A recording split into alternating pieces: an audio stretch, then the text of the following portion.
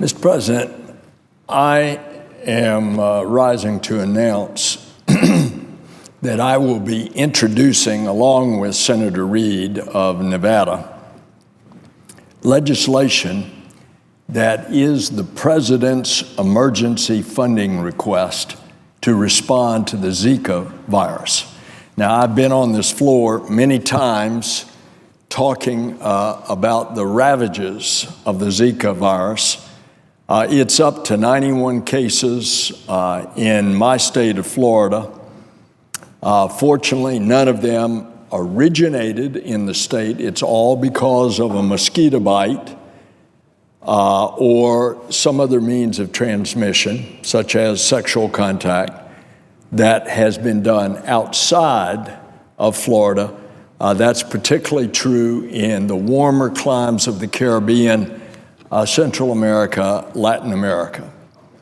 And we know the devastating consequences of someone getting this virus, not as a virus because it has the effects of a mild flu, but if the mosquito infects a pregnant woman. And now the researchers understand that it's any time during the 9 months of the pregnancy. It has these disastrous consequences of severe deformities.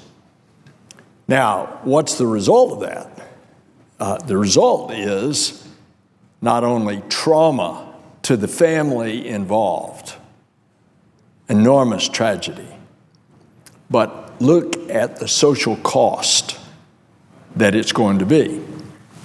Now, the World Health Organization declares this a public health emergency of international concern. The last time the World Health Organization said that, such an emergency, it was for Ebola.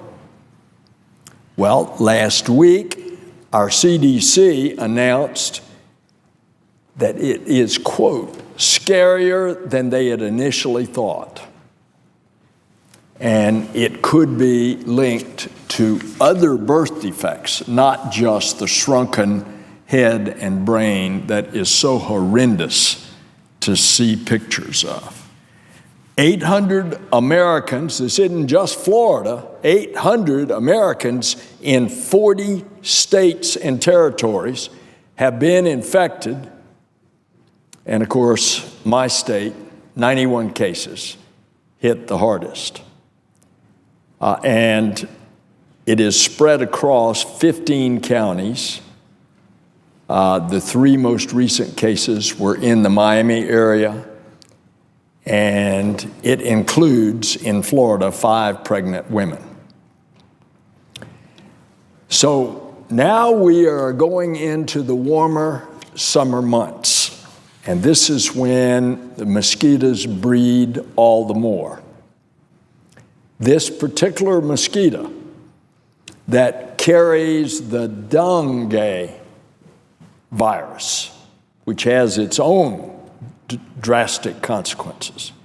But this mosquito, it's all over Puerto Rico.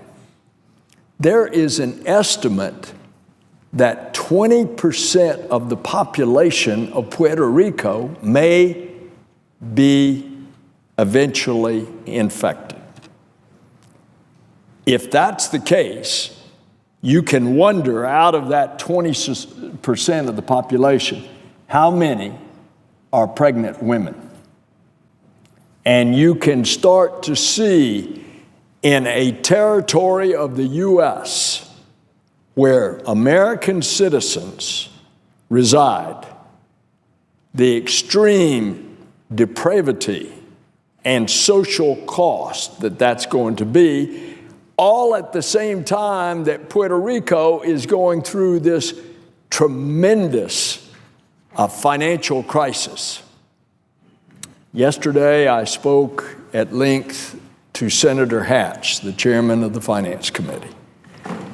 And I believe he is quite sincere, as well as his staff director, of trying to do something about the financial condition of Puerto Rico. But now, on top of that, is added this additional plague. At the end of the day, we've got to do whatever we can to help Puerto Rico in its financial crisis, but now, especially, to help curb the spread of this virus. It's also in Haiti. Well, it just so happens that we have a large Haitian American population in Florida. It is particularly running rampant throughout South America, including Brazil. And guess what's going to happen this summer? The Olympics in Brazil. World population going. And so it is time to address this problem head on with the administration's request for $1.9 billion in emergency funding. Now, Mr. President, there are rumors that the Appropriations Committee is looking at a figure of $1.1 billion by stripping out the $250 million that would go through CMS because of the federal Medicaid assistance increase to support Puerto Rico's Medicaid program. What have I just said? They're already in crisis. They've already been cut on their Medicaid funds. And now we're not going to give this assistance in a population that is 20% going to be infected?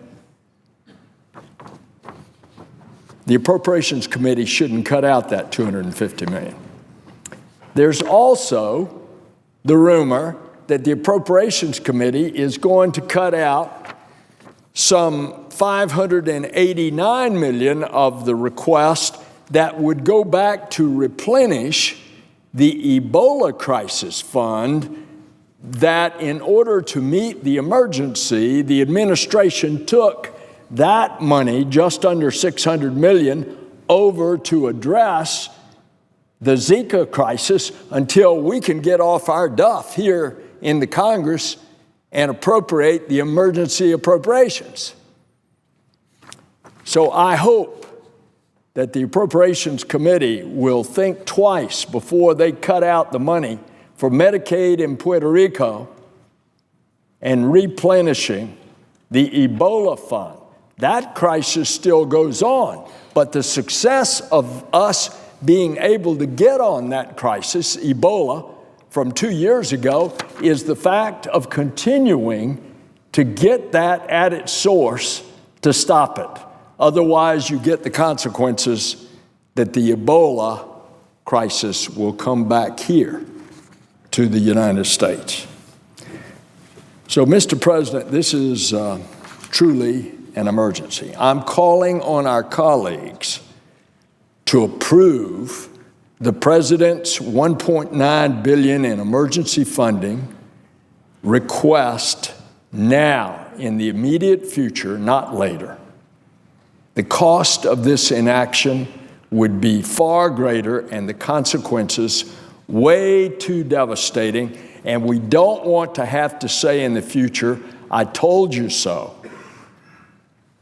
I'm introducing this legislation. It will later be considered more than likely, possibly as a standalone bill, but possibly also as an amendment to one of these appropriations bills. And I urge our colleagues to support this $1.9 billion in emergency assistance request.